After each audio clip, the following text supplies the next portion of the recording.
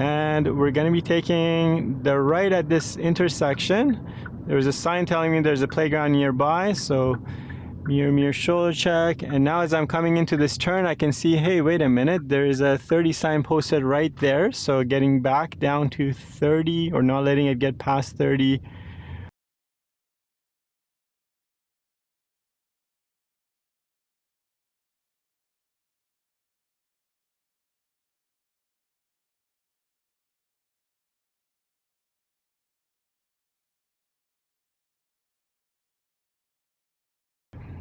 So as soon as I get 29, I just take my foot off the gas for a second, wait till it gets to 28, and then I touch the gas to get it up to 29, and then no more gas, and just back and forth going gas, no gas, gas, no gas, but being very gentle so the ride is not jerky either. And then I'm looking for the back of that playground zone sign. It's hidden behind this tree here coming up on the left, so you got to look for the signs.